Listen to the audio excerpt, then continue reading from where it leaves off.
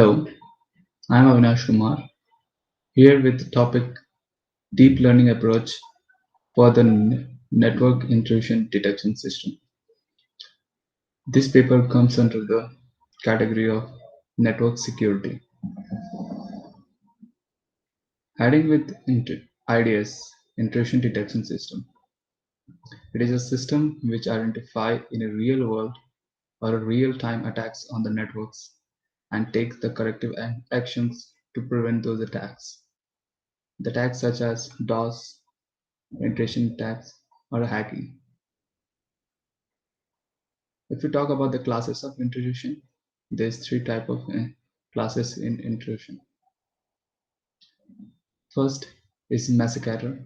It's a illegitimate user penetration of a system using legitimate user accounts. Moving to the second one is the misprofession. Here the legitimate user misuses his or her privilege accessing the resources of non-authorized user. Third one is clandestine user. It's the privileged user which is superior or the supervised control to surpasses the audit control of whole user or a database. The type of intrusion. There are many several type of intrusion, but here we talk about some of them. First one is DOS, denial of service. Second one is R2L, remote to user attacks. Third one, user to root attack, U2R. And fourth one is probing or phishing attacks, known as phishing attack. So let's talk about some methods which is used as the intrusion detection methods. First one is misuse detection, and the second one is anomaly detection. If we talk about the misuse detection, here we matches the activity occurring of information system to the signature of a known user or the instruction. If we talk about the anomaly detection, it's compared the activity of the on the information basis to the normal behavior of the user. In the diagram, how the basic structure of IDS detection works. If we see here, the data is came through the user, and here is a local IP provider which sends the data. And if we go through the first upper one sides, it matches the feature which is normally given by the user. If it is not done, then it is give the instruction to the pattern signature. If we go through the feature extraction, it came under the anomaly detection, and if there is a issue of some normal behavior, then it generates the attack alarm. And if the systems goes through the pattern signature, it matches the normal user's pattern signature, and if it is not match, then it will comes under the misuse detection, and again it will generate an alarm. Here's the type of anomaly. If we talk about the point anomaly, there is two type: user to root, U2R, and remote to local, R2L. And the second one is contextual anomaly. It's a probe attack or the phishing attack. Third one is collective anomaly, which is DOS and DDoS. We have already talked about these systems. It's here we have short in the category using the flow diagram. So what's our motivation behind using the AI and the deep learning systems for the introduction detection? If we talk about the not drawbacks of the conventional techniques, we need to constant updates the databases with the new signatures of the user. If it is not done, then it will not able to use the misuses anomaly detection. Sometimes it generated the false alarm, due to which due to the lag of a new update with the signatures. So now if you talk about the advantages of using the AI system based techniques, it is flexible, adaptive, and pattern recognition is possible detection the new patterns without any update of the human and new learning abilities. It's learned by itself by doing the data collection and using the anomaly. So the normal technique which is already exist for the intrusion detection in the AI techniques are SVM, which is support vector machine, which is SVM, artificial neural networks, Navier Bayes, random forest, and PCA, principal component analysis. These are the algorithms which is famously known as the deep learning categories. So uh, here, here I will like to explain the basic neural structure, how it works. So here are the neurons cells, which is the basic building blocks of a brain, which helps in the processing the data in the human brain. Likewise, we have also uses the artificial neural network, which is help us to process the data in the artificial world or the computer world. So here's the information exchange between the neurons via impulses or the electrical signals. So axon, uh, if we able to see that there is axon, which help us the transmission of the data through the synapses to the tentacles. The synaptic interconnection imposes the exiting or the inhabited to the respective neurons. So in the slides or in the projector, we have used the AI technique for the ideas is self-taught learning, suppressed autoencoder, softmax regression, and deep belief networks. Here we talk about the self-taught learning. So it is two-stage classification process. First one is unsupervised classification or the feature learning.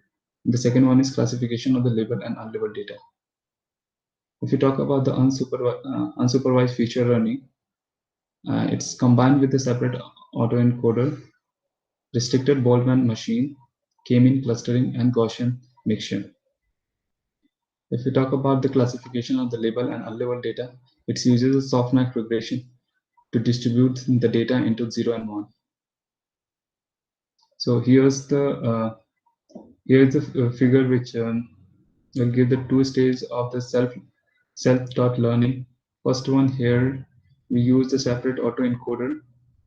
The x1, x2, x3 is the input data, combining with some weights, and it's calculated and gives some layers. There are hidden layers like h1, h2, h3.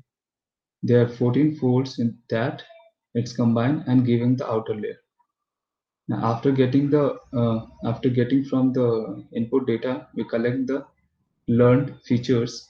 Now we will process the learned feature into the classification. Here the layer which we have used from the previous steps like x1 dash, x2 dash, x3 dash, x4 dash, and xl dash. Here again in the hidden layer there h1, h2, h3, and then finally we get the y1, y2, and y3. It's the anomaly detection using the STL. So now let's talk about the dataset which we have used for our ideas to work on.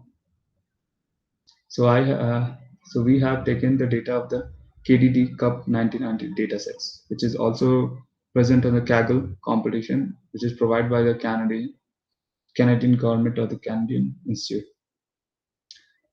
So this dataset basically prepared by the network tapping captured by the DARPA.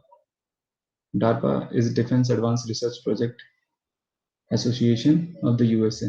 Likewise, we have DRDO in India. It is observed that 78 and 75% records are redundant and the training on the test data. It consists of 41 features. If we talk about the type of attacks which we have DOS, U2R, R2L, and probes. Here in figure we can see the training data and test data, the amount which we have in the dataset. So moving further, here's the basic various steps involved in the NIDS implementation. First, we take the training data without any label and we pre-process them from 1 to n encoding. Then we implement maximum norms and then process the training parameters. By processing through the separate autoencoder. And if we find something else, then we revert back the systems and again passes through the separate autoencoder, and then it will get to the trained parameter sets. After training, we will derive the training data set into the representation and again make sure we will pass the data through the softmax regression. And the third one is the classification using the STM. We assume the pre-processing data of the test data sets passes through the spread autoencoder combined with the softmax regression, and we get the attack classification. As we have already mentioned that there is 41 features of attacks in the datasets. So here are some implementation and the results of NIDS. So it's nominally the attributes are converted into the discrete attributes using 1 to n encoding, and the output layer is computed by the sigmoid function. The values are between 0 and 1. The training data within the labels and the features are feature learning using the spread autoencoding at the first stage using the STL. On the second stage, we have applied the classification of the training data using the softmax regression. The results of our approaches are, there are two approaches we have done. First one is the training data using the both training and the testing, either using the k-fold or the cross validation, or the splitting of the training data sets into the training, cross validation, and the test data sets. The second one is training and testing of the separate data using the training and testing. Since we have using the training and the testing data which we have collect from the different environments and the different sources, which is not actually giving the great accuracy using the second approach. It's not the high efficiency as compared to the first one. So NIDS based on this approach, we have achieved the high efficiency and the less false alarm using the first approach.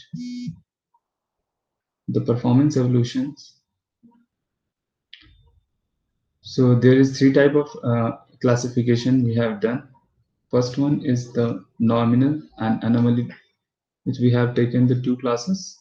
The second one, we have taken the four different categories of the 5 classes, normal and the 4 different attack categories. Third one is 23 classes, which is consisted of normal and 22 different attacks. So here are the evaluation based on the training data sets. If you see the here's the graph, the bar graph, we have taken the 2 classes, 5 classes, and 23 classes. The blue is the SMR, which is softmax regression algorithm, and the orange one is STL, self-taught algorithm. So as we consider the second class, the STL performs well. It's gives the efficiency of more than 98%. And in the 5 class, they give the accuracy approx same.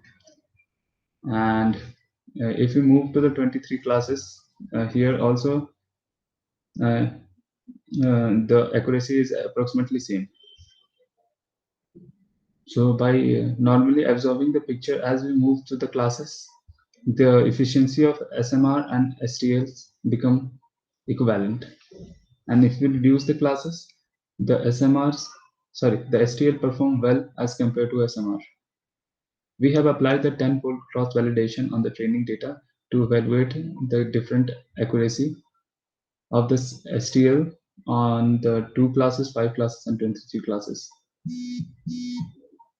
Comparing of its performance, soft SMRs with the SMR, we have applied when we applied the directly data sets without the feature learning. So STL achieved the more than 98% every time of all kind of evaluation classification process. Here is the evaluation based on the training and the testing data sets.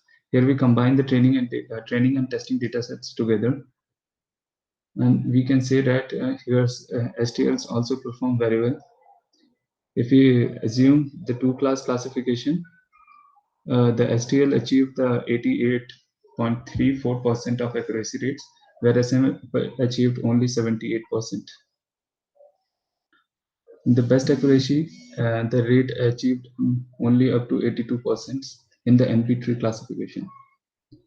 For the 5-class classification, the STL achieved the 79.10%, whereas SMR only achieved up to the 75.23%. So moving towards the conclusion, SDM performs very well as compared to the NIDS for the anomaly and the anomaly detection based on our evaluation on the testing and training datasets. Further, we have applied the techniques of the stacked autoencoding and the extension of the separate autoencoding in the deep belief networks. For this unsupervised feature learning, the NB trees and the random tree or the J48 for the future classification. So further work we have planned to implement these systems on the real world NIDS for the actual networks using the deep learning techniques. Additionally, we can go through the further learning on the raw network traffic headers instead of the derived features, another high impact research in this area. So here I conclude my topic. Thank you.